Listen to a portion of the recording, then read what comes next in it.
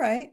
Well, good morning. Well, I'm in California, so good morning, everyone. Good day, maybe I should say. Um, Welcome to today's Will Work for Food, the New Possibilities Hour. Today is July 9th. Wow, where is this year going? July 9th, 2026. And we're very honored today to have a woman I've known for a while, met on LinkedIn actually, and then have communicated at times over the last couple of years. Jessica Medina. She is a lawyer who has left law. And I'll tell you a little bit about her progression there, but she's no longer practicing law. Let me say that, but she hasn't left the legal community. She's become an accredited financial counselor on a mission to help attorneys create the financial freedom they need to do big things. And her focus is lawyers, obviously, because she's been in the legal community, but any professional service provider or not, whatever, she is happy to help. She graduated from Columbia Law School in 2004 as a single mom of twins with over $200,000 in student loans, and went straight to work at I think it was Arnold and Porter in Washington, D.C. Spent 8 years in private practice and then switched roles and became senior counsel at the Division of Enforcement. So that's a heavy department there at the United States Securities and Exchange Commission. She left the government to work in an area of the financial industry outside of the securities world and now teaches other lawyers how to use their money to finance their dream lives through workshops and private coaching. And aside from dream lives, I mean, just ways to make the next move, what you want to do. And so today we are going to be talking about the Mediator's financial runway, the math behind making the move. And Jessica's suggested food bank is Manna Food Bank, Manna Food Bank that serves Western North Carolina. So anyway, she will welcome, we will all welcome any donations you might make to Manna Food Bank or to the food bank of your choice in your local neighborhood. We just ask that you let us know the amount of whatever donation you make so we can add it to our running total, which deserves Natalie today. Do you want to tell us, Natalie, what the running total is? I would love to, Jean, because today is the first day that we get to start our running total with the word million in front of it. Our presenters, our audience, our team members, everyone who's been involved over the last 6 years and 2 months has done an amazing job. And our current tally is $1,002,043.48. It's an amazing thing for me to be able to say that. Thank you all so much. It's an amazing thing for me to listen to you say it. I'm just so thrilled too. We all are, I know. That's millions and millions. I mean, how many millions of meals would you estimate, Natalie? So the Los Angeles Regional Food Bank tells us that for every dollar in donation, they're able to leverage that and turn it into $10 worth of value in meals. So if you go by the math that the LA Regional Food Bank offers on its website, that means tens of millions of meals provided to our friends, neighbors, and families who needed a little helping hand. All around the world too. People come in from all over. So food Yes. banks around the world have been helped with this. So thank you all. Now, that said, let's get to our presentation today. Um, Jessica, the floor is yours. Thank you so much, Jean. I am so honored to be here when you have crossed into the $1 million club. What a milestone for Will Work for Food. Just a little about my food bank. It is Manna Food Bank for Western North Carolina. I spent the past 2 years living in Asheville, North Carolina. I'm actually, from New Jersey, but I practiced most of my life in the Washington, D.C. area. And this food bank did so much work after Hurricane Helene destroyed Western North Carolina in 2024. My husband and I had moved there 6 months before the hurricane hit. The territory was completely devastated. And as you can imagine, mountain regions are particularly hard to serve with respect to rescue workers, with respect to getting food and supplies and just rehabilitation efforts out. So Manna Food Bank really went above and beyond, and they are continuing to support the Western North Carolina community. They're still recovering, but Asheville is open for tourists. So if you are thinking of planning a trip, please make a trip down to Asheville. It's a gorgeous city. It is one of the foodie capitals of the United States, and you will have a great time. There's plenty to see and do there, and you will really help out the local community. And thank you so much, Natalie, for dropping the link to the bank in the chat. That would be a great place to send the next set of $1 million of donations that you guys are putting together through these amazing programs. But so let's dive into today's topic, the Mediator's Financial Runway, the math behind making the move. I work with a lot of attorneys, and I was a lawyer myself. As Jean mentioned, I practiced for nearly 15 years in the Washington, D.C. area. And let's just be honest, transitions are hard for lawyers. We don't necessarily like change. We are really, really good at figuring out the worst case scenario and issue spotting all of the potential pitfalls that might come up during any potential change.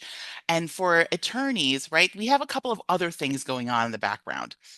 For many of us, my career is my identity. Making any type of a shift, whether even if it's just from one practice area to another, or from partner in a law firm to law firm owner, from partner to mediator, right? These shifts can really attack our identity that we've wrapped up in our career. For many of my clients, when they come to me, they have determined that their current salary is absolutely necessary. There's no way that they could possibly take even the smallest pay cut and still survive. And so the idea of any type of shift with respect to their income generation is really, really scary.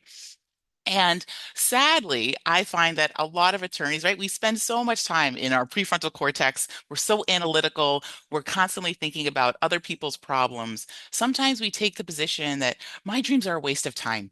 I have other more important things that I should be working on. I have other things that require my effort and energy. But I'm here to tell you that your dreams are just as important as your clients' dreams. And if we do a little bit of work together, we can turn them into a reality. So, just a little bit more about me. Yes, hi, I'm Jessica Medina. I am a lawyer turned accredited financial counselor. I love talking about financial wellness from new attorneys all the way up through my late career changers. And I do that through private coaching, where I work one on one with folks that are kind of thinking through making a big transition in their life. I also do speaking at law firms and bar associations and for programs like this. And of course, I come in and do workshops for retreats and otherwise. So if you are looking for a financial wellness speaker or you know an organization that might benefit from having this type of advice given to their legal professionals, please feel free to reach out. Of course, I am still a licensed attorney. It does help me get CLE for a lot of the programs that I put together, but it also means I have to give a bunch of disclaimers. Right? I'm not going to be giving investment advice today. That's my old life at the Securities and Exchange Commission. I don't do that anymore. I also don't give tax advice. Those are other licensed professionals. And I'm not going to be giving any legal advice. I am still a licensed attorney, but I'm not your attorney. Thankfully, most of the circles I run in understand that concept, but I always like to give the disclaimer just to make sure we're all clear. But I did want to give my email in case anyone does want to reach out or have questions that they don't have time or don't feel comfortable asking on today's webinar. Feel free to email me at jessica@jessicamedinallc.com. And as Jean mentioned, I am prolific on LinkedIn. It is one of my favorite places to hang out. So I'm also going to drop my LinkedIn in the chat in case folks want to connect there. I love posting about personal finance. We start and we have great conversations. It's a really fun community. And if you're starting your own mediation practice, you're probably going to want to get on there. I'm not a marketing expert, but I know it's been really great for my business, and I know I see Jean on there as well. So it's a great venue. But so, as Jean mentioned, right, I graduated back in 2004 from Columbia Law School. It was the best school I got into, and I paid through the nose for it. I took out all of the monies. I graduated with over $200,000 of student loan debt. I've done the math, and that's about $330,000 today. So, if you know any new graduates that are staring down the pike of that, yes, I understand. I can help them with those types of strategies. But being a single mom of twins really meant that I needed to support an entire family. And this was coming from a girl who just didn't really care a lot about money when I was growing up. My family came from families of immigrants. No one had ever made the kind of money that I was going to make graduating from law school. I was the first professional to graduate in my family. So I didn't have a lot of good resources or mentors when it came to the financial space.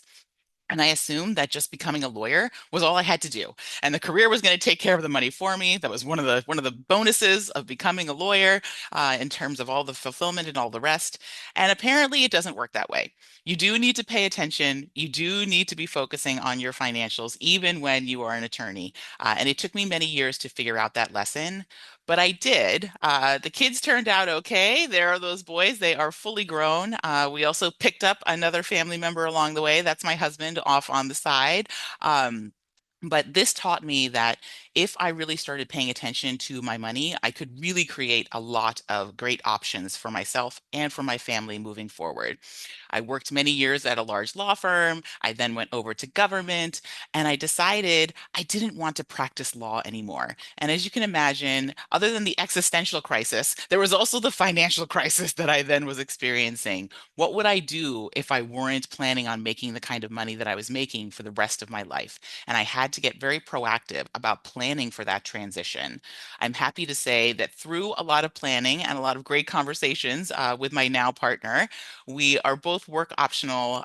We do what we do because we love it, not necessarily because we need it to survive. And he has his own retirement dream of building a future vineyard. So he's done all of the schooling. This is actually why we were in Western North Carolina. We bought land out there, and it's sad to say that that dream has come to an end. But we have relocated back to the DC area. So he's looking for land here. So if any of you are in the Washington, D.C. area, please be on the lookout for our future vineyard. Give us a few years, but we hope it'll be popping up sometime soon in the DMV. But this is just an example of the type of career transitions and the type of optionality you can create for yourself when you are really paying attention to the money. And so when I'm working with my transitioning clients, we take a look at, of course, there's a certain amount of math behind the move, but you always have to start with shifting your mindset around that math and what this transition could actually look like for you and probably your family. You may not be surprised to hear this if you've ever done any wellness work or you've been hanging out in the wellness space. We make financial decisions based 90% on emotion and only 10% on logic. We are very analytical people. That does not mean that we are immune to having our emotions overtaking our analytical brain, especially when it comes to things related to money. This is why the smartest people on the planet, the most responsible people on the planet, can sometimes make really weird money decisions and sometimes hold themselves back from decisions that are staring them right in the face. I can't tell you how much of my work is sometimes just validating for my clients that yes, they can make the transition confidently. They have all of the pieces that they need, and this is the roadmap. This is how it all comes together. They could see it, but it was very hard to actually acknowledge it and recognize it, and then move through all of the rest of the mindset issues that pop up when you're trying to make a big transition like that. And so, what are some of the beliefs that can hold us back when we're thinking about making a transition like this? I often hear, well, there's no way that I can afford my current lifestyle on anything other than my current salary. I hear this a lot from my job switchers. They're always shopping for the next opportunity that pays exactly what they're making or more. And oftentimes that might not be true.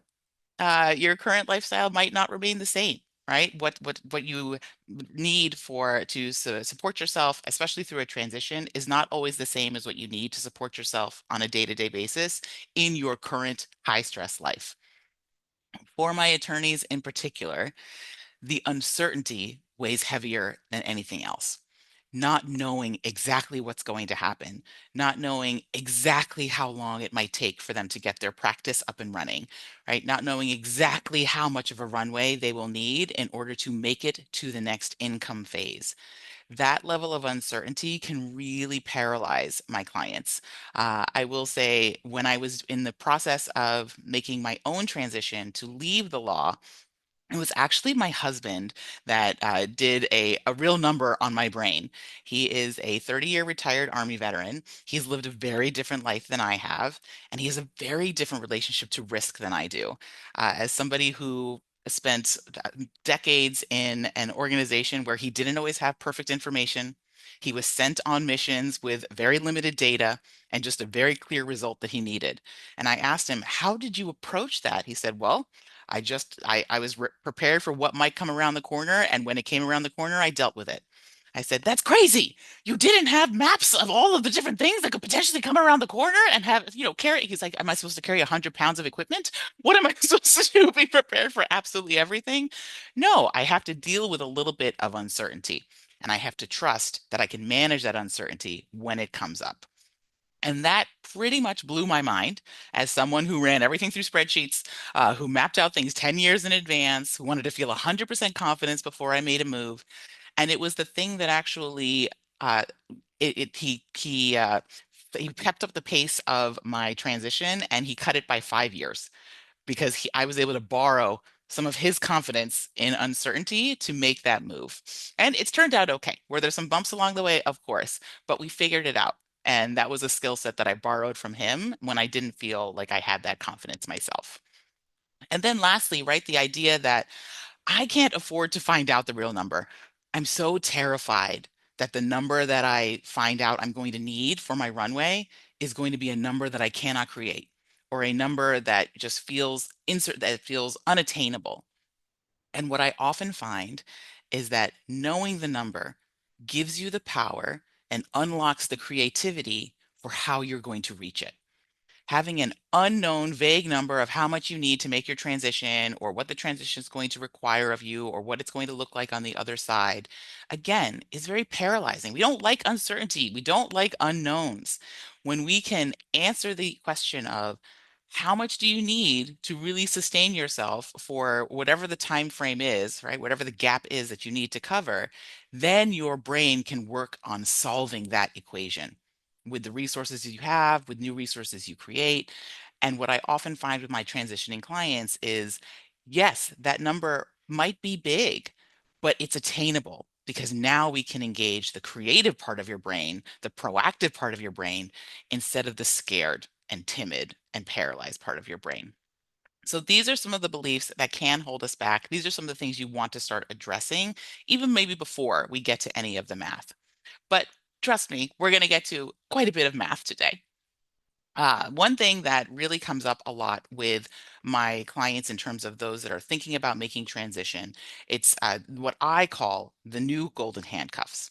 Many of us grew up with the definition, right? The golden handcuffs were the watch at the end of retirement, or the pension that if you stay, 20, 30, 50 years, then you'll finally qualify for it. Now, with today's environment, many of those things have gone by the wayside.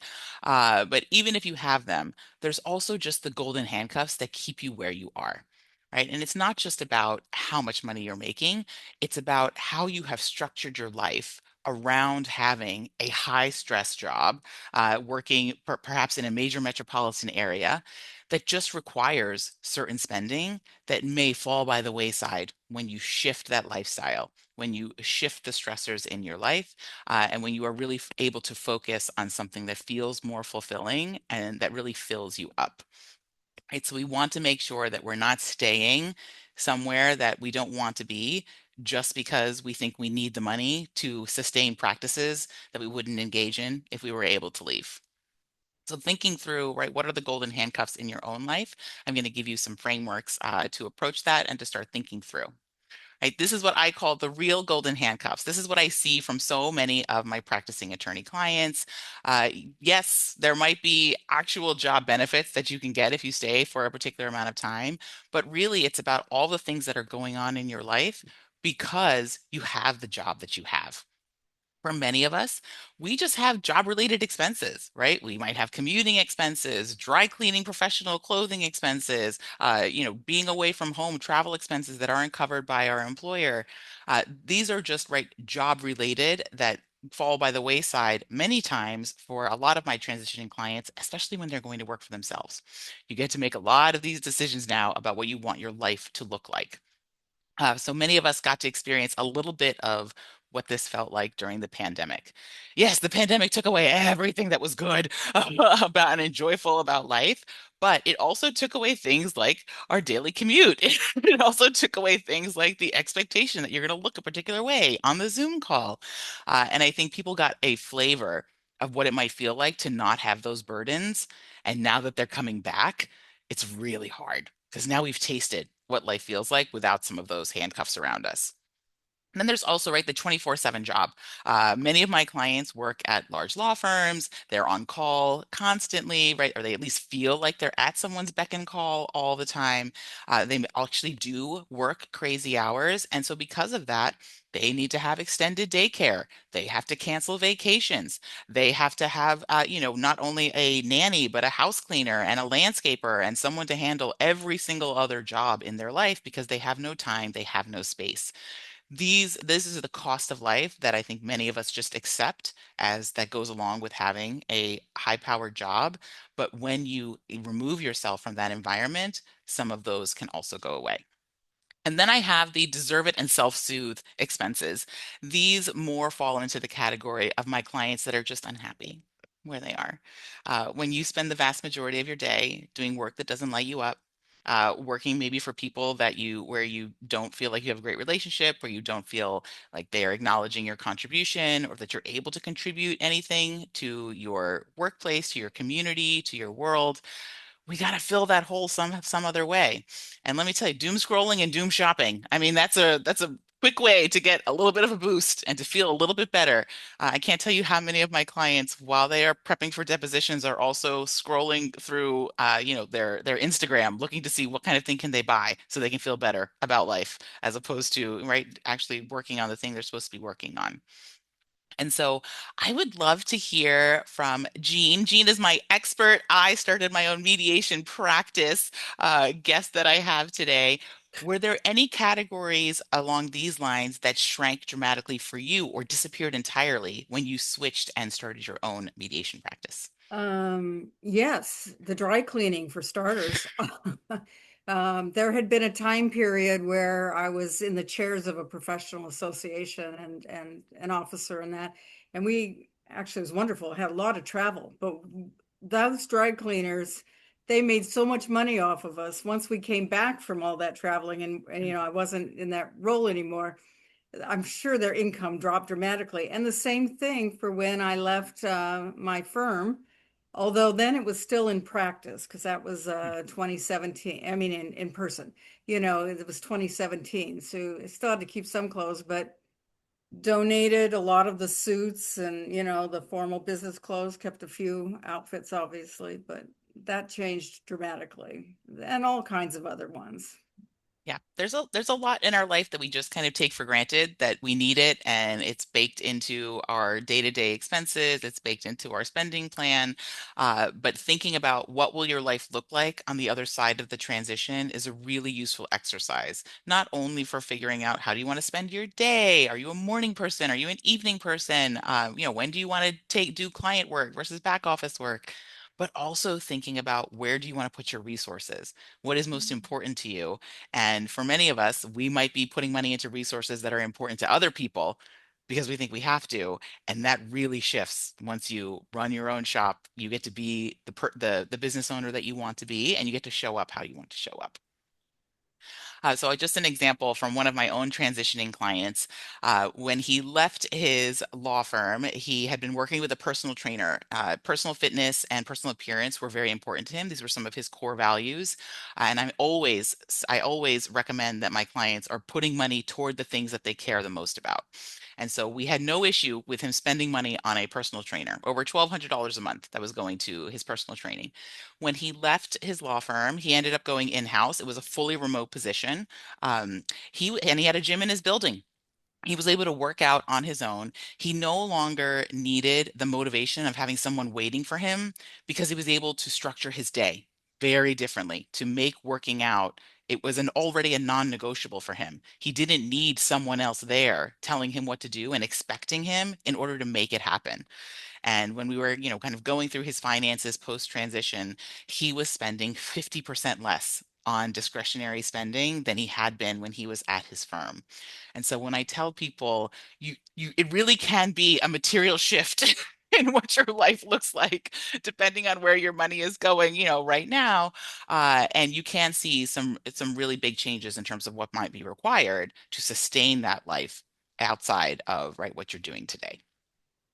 And so another thing that comes up, right, in terms of, when we're thinking about our mindset and where our money is going, are the default patterns that we already have running in the background, right? These are patterns of thinking when we are not actively making a choice. I always liken it to, right, this is when you set your car on, when you set it on autopilot, it knows exactly what turns it's going to make. It always makes the same turns every time you go to work, right? That's kind of how our brain likes to relax into some routine and some defaults. And we can also do that with our spending and where our money is going. And we might not even be paying attention to what's happening. I see this a lot with, more of my newer attorneys that kind of set a pattern and then they just continue it for the rest of their practice. But even when you've been practicing for decades, there might be things that you're doing all the time that will not be required of you, right? When you switch into your new life. An example from one of my other clients, he lived in New York City, lived on the same street as a very nice organic bodega. And he was starting his own business and we were making his transition plan. And one of the things that popped out was a very large grocery budget. Now, he was a single person. He did enjoy reading the New York Times and finding a new recipe every few days and going off to buy every single ingredient. And, I'm telling, do they all include saffron? What are we buying here? What is happening at this bodega? This must be the most expensive ingredients that you're putting together for these meals. Um, and we did a little bit of brainstorming of how could we reduce some of this food spending budget because it was really causing an issue. He was hitting that bodega at least 3 times a week. And right, of course, whenever you go into a store, it's really hard not to also pick up some nice snacks while you're there, right? You see something fun, something new. And so it was really expanding his food budget. He switched to making a few trips a month to a Wegmans that he could drive to, buying things a little bit more in bulk, doing a little bit more meal planning, and he cut his food budget by more than 50%. And he still goes to the bodega every now and then, but not every other day. And that was one of his default patterns. Right? Walking the dog, coming back home, stopping in the bodega, grabbing something, and making it for dinner. When we switched that pattern and really restructured how he was eating food, he was also now an entrepreneur. He had time to cook for himself, he had time to meal plan. These changes made a huge difference in his overall food spend and how much he enjoyed his life. He enjoyed the meal planning. He enjoyed, kind of being a little bit more proactive about it. And yes, oh, I love the comment. Growing his own herbs and veggies. Those are next. In New York City, it's a little harder, but you just need like a window, right? You just need a little bit of sunlight to start growing those herbs. But I do love the salad revolution. I have a lot of friends that are starting their own box gardens because they're sick of going to the grocery store for all the lettuces that they're eating constantly. But that's a lot easier to do when you're on your own schedule, right? That's another example of something that can shift when you are actually, when you really love what you do, you're lit up by your work, and you also are now able to structure your time in a way that isn't beholden to someone else. Right. So these are just some of the examples of how you can start thinking about your entire financial journey a little bit differently. Right. Many of us go in with the idea that, well, everything's going to be exactly the same when we make the switch, but there are real things that are actually going to shift for you. And if you're even more proactive, you can think about what those shifts are going to be and plan on them and start making them. But so let's talk a little bit about the actual math behind the move. I love figuring out the floor number. Right? This is going to be one of the most important things that you determine for yourself. It's what's going to give you some comfort, some certainty, and a goal that you want to aim for in order to really make that transition with confidence. And now, when I'm thinking about my client spending, a lot of my folks come to me and they've tried the budgeting apps, and they've maybe not had such a great experience with them. They don't like what the budgeting app says. They definitely don't like when the budgeting app sends them a red signal. You're overspending. You're overspending in this category. And what I often find is that it's a little too detailed. And it doesn't pay attention to each of our individual proclivities, our idiosyncrasies, where we really want to be focusing our resources. So I love the balanced budget framework. This is a framework that takes a macro level look at your overall financial situation to see whether you're making financial progress or you might be digging yourself into a financial hole. Now, this framework is useful at all stages of life. I've used it with folks who are making $50,000, folks who are making $500,000 a year. It really is built on proportions, but it lets you pay attention to the things that are really moving the needle for you. And so with the balanced budget framework, we are looking at your after-tax spend, where's your money going, across three major categories. We're looking at your needs-based spending, your wants-based spending, and your shoulds-based spending. Now, I want to give credit where credit is due. If any of you are familiar with the 50-30-20 rule, this is where this comes from. It was made popular by Elizabeth Warren in the early 2000s. She wrote a personal finance book with her daughter Amelia. It's called All Your Worth, The Ultimate Lifetime Money Plan. It's an oldie but a goodie. Yes, we've been through like three recessions since this book came out, so don't look at it for banking laws, but it's still good for a lot of the financial principles in terms of organizing your money and thinking about your overall financial situation. And so I really like this framework because it's now no longer focused on individual line items of how much do you spend on travel, how much do you spend on shopping, how much do you spend on food. It's much more focused on how much do you spend on bills that you absolutely have to pay. How much do you spend on things that make your life lovely, but you could live without if you had to? And how much is going toward your financial future, right? Things that have nothing to do with your current lifestyle. And this type of a breakdown doesn't care what your values are, right? You get to put your money wherever you want. It's just telling you, are you stressing yourself out with respect to core financial obligations, or are you giving yourself wiggle room with respect to things that you can move in and out on your financial journey? So as you can see, right, I've laid out some of the major categories of spending that go into each of these buckets. But like I said, the needs-based spending is exactly what you would expect. These are bills that you need to pay, otherwise you're going to suffer some sort of dire consequence, like becoming unhoused or not being able to get to work or not being able to eat basic food or not having insurance, right? These are your needs-based expenses. We also include the minimum payment on any debts that are outstanding. Now, I work with a number of people who are still battling student loan debt, and I have a completely separate streamlined program for folks who just want to figure out their student loans. And sadly, I also work with a lot of late career folks who are still working on their student loan debt because the student loan situation has been so terrible for so many decades. But many of my late career folks are done with their student loans, thank goodness. They might have other debt obligations. But so you just want to pay attention to the minimum that's due. That goes in the needs bucket.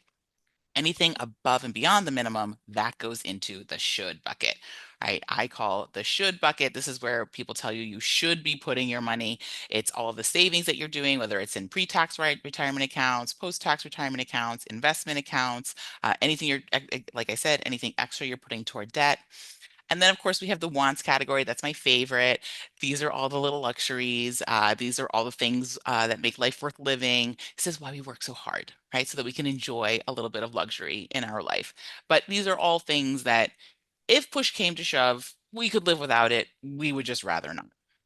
So once you have this three category breakdown, you can really start getting a better sense of how much of your world is really tied to true financial obligations versus how much you might have a choice of how much needs to go into the different buckets. So for this typical American family, the standard ratio, like I said, is 50% of your after-tax spend going to needs, 30% going toward wants, and 20% going towards shoulds. These are just benchmarks. They are also for the typical American family, which generally does not live in Midtown New York City or downtown San Francisco or in Los Angeles. So you do want to give yourself a little bit of grace if you're not able to kind of hit some of these ratios at every single point on your financial journey. But it does help you see where might you want to make some changes. Where are you maybe a little bit off from the ratios where you might want to shift some of that to give yourself a little bit more freedom? Now, I always say the most important number of all of these is your needs number, right? These are the bills you absolutely have to pay. They're really hard to change, right? Housing is often a hard thing for folks to change, even if you're making a big transition. Same thing with, kind of insurance costs and medical costs. Those are usually baked into who we are and what we might need in terms of medical coverage. So you want to be paying attention to that number because everything else on the other side, right? The wants and the shoulds, these are your wiggle room, right? Your wants and your shoulds will vary over the course of your journey. I have clients that have 4 destination weddings that they're going to in a single year. That's a big want year for them. We're not going to be saving as much as they normally do. And then I have other clients that are trying to pre-fund their college accounts for their children to get that off of their plate. That's a big should year for them. So those two buckets, right, really are much more discretionary in terms of you get to make these choices year over year of how much goes into each one. The needs often stay pretty static, and that's where you want to be paying attention, especially when we're thinking about a transition. There was a question of getting copies of the handouts, and I'm happy to share the slides with Will Work for Food. So you guys have that as a resource to attach to the recording. But in terms of my late career shifters, what I really see is there's the most opportunity for changing with respect to that wiggle room, right? With respect to the wants and the shoulds. Of course, what counts for luxury in your life when you are in the middle of a transition could look very different than what counts for luxury when you're stressed out all day long. And maybe you don't love what you're doing or how you're spending your time. We talked a little bit about what that shift can look like in terms of where your money's going and some of the golden handcuffs.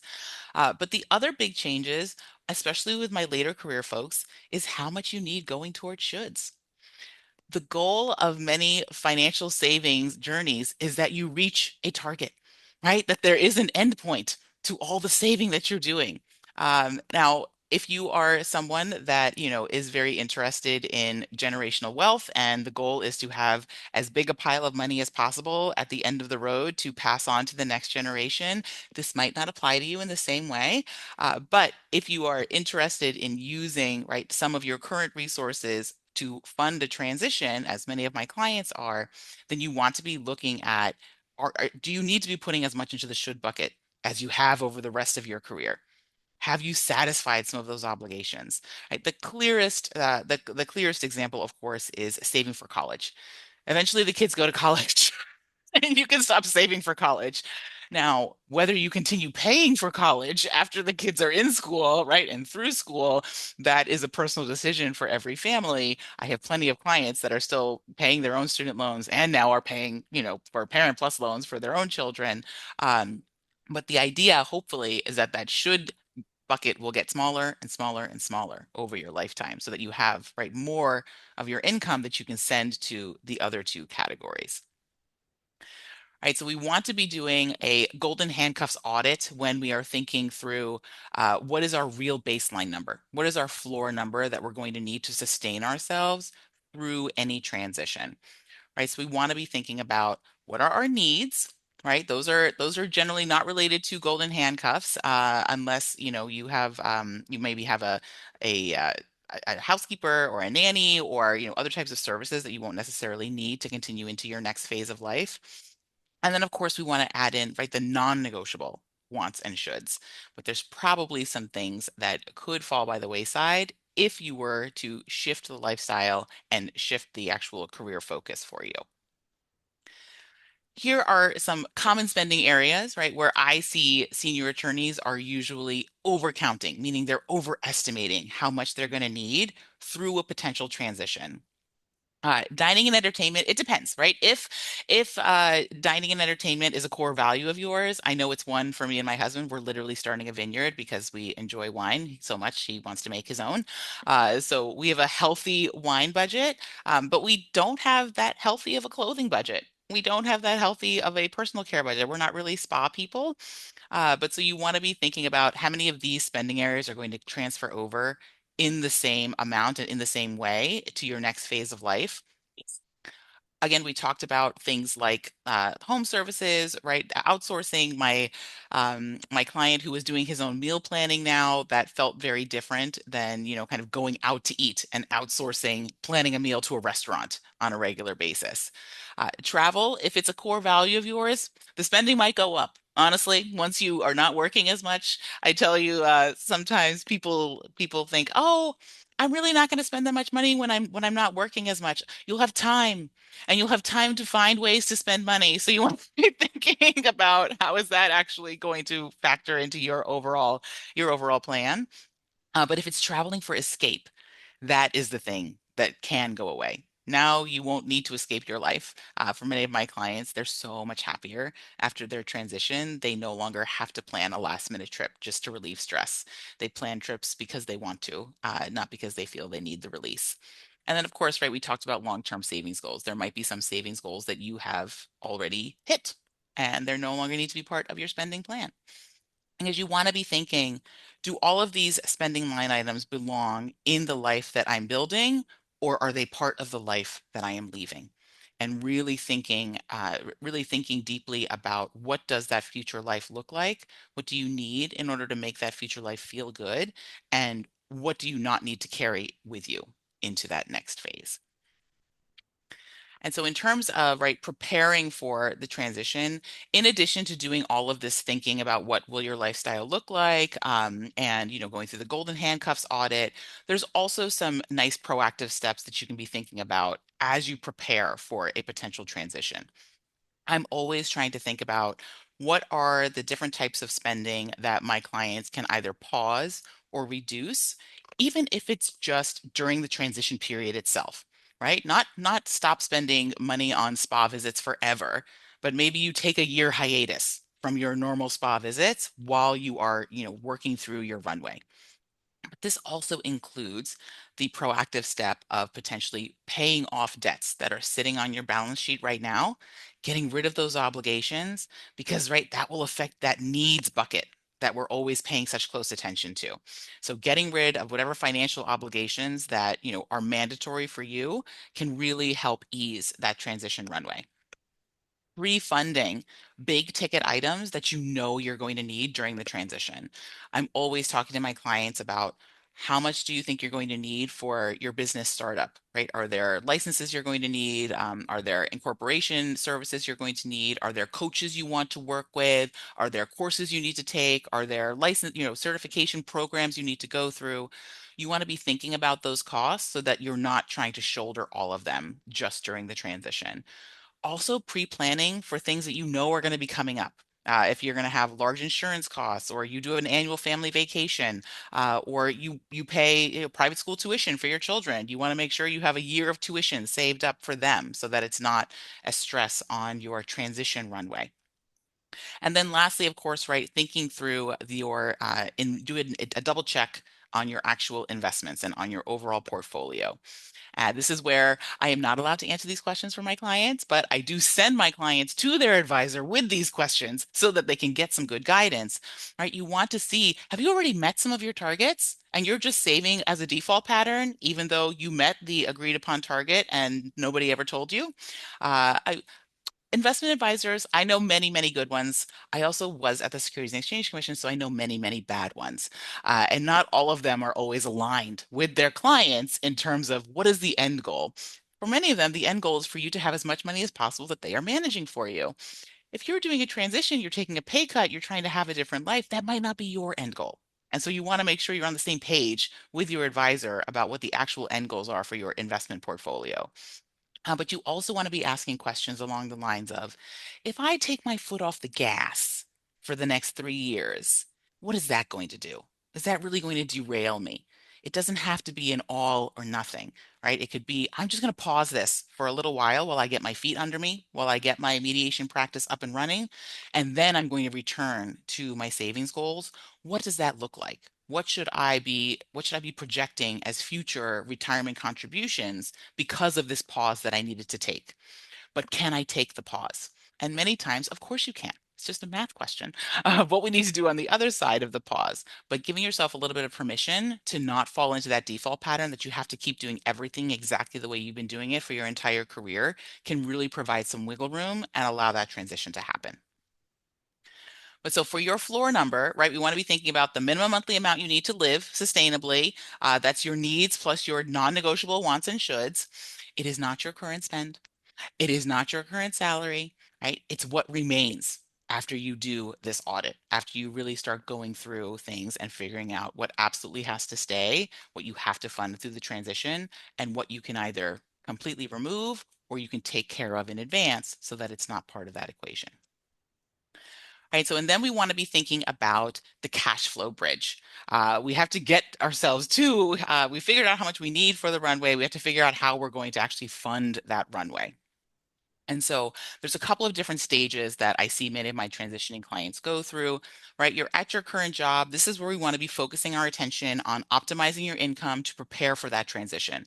There might be things that you might be stocking away cash for your actual runway. You might be paying down debt aggressively to take that off of your balance sheet. You might be pre-funding some of these big ticket items that we talked about. You want to make sure that you're optimizing everything that you're doing with your current salary before, right, you take that pay cut. With respect to, right, kind of getting ready for your last paycheck, you definitely want to make sure you understand any benefits you're going to be taking with you, if there are severance, if there's, any payouts, or if you get to, kind of keep your health insurance, whatever it might be in terms of actual benefits, you want to understand that. And I always suggest that my clients take a look at securing any credit lines that they might want to have available to them once they are no longer employed. I can tell you it's much harder to get qualified for a HELOC, right, a home equity line of credit when you don't have a job, as opposed to when you are working and then you have that available to you as another, right, reserve, another emergency line of funds that you can tap into if you need it. And so it's always easier to get credit while you have good credit and a good paying job. So we would like to secure that before you head out. And then we're covering the gap, right? These are the months where you're building your practice, where you might not have a lot of money coming in. And so you really are kind of working off of your runway. At some point, the goal, right, is that your new income from your new endeavors will at least cover your floor number comfortably, right? But your floor number is not necessarily where you want to end up for the rest of your life, unless that's the goal that you set for yourself. But getting to the point where you have that surplus again, right, where your new income is providing some abundance in your life. And a back of the envelope, formula that I often use with my business owner clients is you want to aim for your total revenue in your business to be at least greater than 2 times what you have to pay yourself because you got to run the business. There's expenses related to that, right? So I'm sure that right there, if there ends up being a more advanced training on business finances for mediation practices and how to really think through what you're going to need to run the business, I think that could be an even more refined formula. But this is a good back of the envelope when you're thinking about projecting what you might need to earn in your business in order to pay yourself comfortably and also manage all of your actual expenses and taxes and all of that good stuff. But Jean, I would love to hear from you about how long was your gap before you were able to start kind of paying yourself what felt like a good salary and kind of covering that floor? And was it what you were expecting? Well, I really didn't know what to expect, I just assumed it would make it work, and I'd say it was the first 2 years I had losses on the tax return, so that helped, in other ways. And then the third year I began showing a profit. And Mhm. then it's, of course, increased because small profit the third year it got a little better, and yeah. It is a journey, right? You hit a certain goal number, maybe you can pay yourself a little bit, it's not everything that you want, and then you start hitting other numbers, and now the business is not only paying for itself, paying you, and also funding other, fun things that you might be doing in your life. Yeah.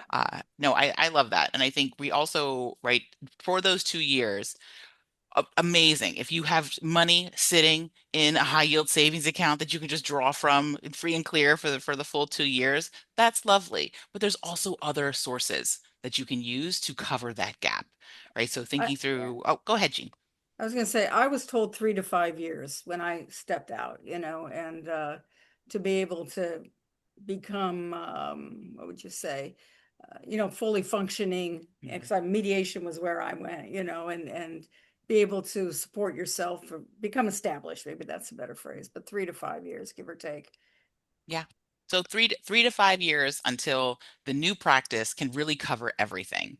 So then you also want to be thinking creatively about how can I cover some of these monthly obligations if it's not coming from my new practice area and it isn't necessarily coming from money that I've just straight saved up, right, and is sitting in a pile ready for me to make withdrawals. You want to be thinking, are there things that I can do along the way to supplement, right, what I'm doing with my new endeavor? Is there any part-time or consulting work that you can do? This is one of the benefits of being a financial coach for attorneys. I work with very smart people that have a very in-demand skill set, and that can, kind of really pick up other work as needed. Also, to the extent that you've created other passive income streams, whether those are from investment properties or if you do have, any pensions that you're able to collect on or otherwise, then of course, right, you have the money that comes from the business itself. I think Jean gave you some great guidelines in terms of how long that might take for the business to really be able to start becoming a funding source. But then one that a lot of my attorney clients sometimes they discount is their partner, right? If you have someone else that is with you, you can take that into account as well. You do just if you have been the primary breadwinner for the majority of your relationship, it doesn't mean that you need to remain the primary breadwinner through the transition. And so not necessarily putting the pressure on yourself to bring everything that you are bringing to the table in consistently through the transition can allow for you to actually, kind of pursue those dreams, even if you don't have, absolutely everything nailed down perfectly right on day one. And again, as I mentioned, right, for retirement accounts, investment portfolios, this is definitely a conversation to have with your financial advisor, especially if you're talking about, taking distributions or the timing and sequencing of different types of asset classes. Right. So calculating the runway, the months of runway that you would have, right, is going to be equal to your total cash flow sources between money that you've saved up and income that you can create during your transition, divided by your floor number. And your hope, right, we were going to aim for something in the range of at least 3 years, right, coming up with all those sources together if we want to be conservative. But really, right, thinking through this can sometimes give you at least some comfort in terms of when can I get started, or when can I start thinking about actually making a move and being able to leave. And I tell you, once people have set a timeline, their brain goes to work making that timeline hit faster. You get creative, you start working harder because you can see the finish line now, and your brain is so excited about it. You find that motivation, you find that creativity to get there even faster. Right. So a go, no go framework, right? A red light today is a yellow light with a little more preparation, right? So in terms of if your runway covers your expected transition with cushion, right? We don't want to forget about emergencies and having an emergency fund completely separate from any money that we're using to continuously fund our life. Green, go. You're good. Let's do it. What's stopping you? Probably your mindset. We can work on that. Yellow. Ooh, you're close. Okay, so now that's it. We got to engage that creative part of our brain. We have to think, is there something that we could do that would get us to green? Is there another lever that we could pull? Are there some expenses that we could pause or reduce? Is there some debt that we could take off our plate? Is there a savings goal that we could hit so that it's no longer something we have to work toward during the transition? What can we do before leaving? And then red, right? Okay, there's still a big gap. Okay, we still got some work to do. But this is just a sign that more work is needed. And now you know what you're working toward. So now you have a plan. Now you have a map. Now you know where you're headed, and you can do that work and have a sense of when you're going to get there. So, Jean, I would love to hear from you. When you first started thinking about your move, it sounds like you may have you made the move. But tell me, did you think about it for a long time? Were you actively planning? Tell me a little bit about what your journey was like. Well, I was not financially planning, that's for sure. Um, but I had taken my mediation course 10 years before I actually made the move and left my firm and, or, retired to then start doing this. And I just had wanted to do it. And, my husband was working and, basically we figured we'd make it a go and see. So I'm probably not anyone's best example of what to do. Now, when you took the mediation course, was it with the hope that you could start your own mediation practice, or was that something that those was just a skill that you wanted to have? It was a practice I thought I could start in my law firm, Okay. but it conflicts and all, and in Mm, in Los Angeles, it just wasn't really possible. mm. Small cities, smaller cities, areas, you probably could do that. But I could never make it happen there. And but I always knew that once, not always, of course, but at that time, I knew in my mind I had a plan that my post retirement, years, I wanted to start a mediation practice. So I did have it in my mind for that. Okay, so we won't necessarily say that you spent 10 years planning your exit, but you did. You took it, you planned a particular type of exit, right, to create a new practice area inside your law firm. And when that didn't work out, then you pivoted and you made it your own. Well, that's not why I pivoted, but I eventually pivoted and I knew I had that in my back pocket, Hmm. to as a new way to go. And Yeah, whether I'd stayed longer or left earlier, that was going to be what I expected I would be doing once I retired from the firm. I love it. And now here you are. Right. So again, right, caveats. This framework is going to get you to your floor number, to your runway, but you're going to probably want to involve a financial advisor, especially if you have sources of income that you could potentially draw from, including right retirement accounts. If you're going to be drawing from them before you reach that eligible retirement age and you want to be maneuvering, are there any loopholes or ways that I could get access to that money, even if I'm not 59 and a half? How to sequence the distributions from different types of investment accounts, especially during your transition, the tax implications. It's life is very different as a self-employed person than it is as a W-2. So being prepared for that. And of course, right, the healthcare and benefits and making sure that you understand that landscape. I think that is something that is really confusing and concerning to folks, but like everything else, it is figure outable. You can plan for it, and it just becomes part of your floor number, right? It's one of those Yeah. needs expenses that you have to include. So you just want to be wary of it and you want to be mindful and you want to include it. But so, right, some key takeaways from today: know your floor number, know your runway, know your levers. We want to transition this from a leap of faith to a leap of math. Because if we can clearly see this goal, then all of your brains will take over and get you there as fast as possible. Well, thank you, everyone. I would love to stay connected. My link to my LinkedIn is in the chat, but also there's a QR code that'll take you right to my profile. I would love to connect on LinkedIn. Again, if you have questions or if you just want to have personal finance chats, please connect with me or check out my website and you can email me, reach out to me there. Well, thank you so much. It's been great having you, Jessica. Thanks Um, for having me, yeah, Jean. you need both that leap of faith and the leap of math. That's a great way to phrase it. And yeah, so is this Dr. Duffy? Did you have a question? Is that a hand that's up or applause? Thank you. I think that's applause. Just a Well, thank thank you. you. Oh, wait, yeah. Okay. All right. Well, thank you everyone for being here. And again, let's see, what was that food bank? Was Oh, for Mana Food man. Bank. And anything you can give, wherever it might be, that would be fantastic. And if you just let Natalie or one of us know what it is, we will add it to that running total and get to that next million before 6 years, 2 months. So anyway, thanks a lot. We'll see you next week, same time, same place, different Zoom link. Bye-bye. Thank you, Jessica.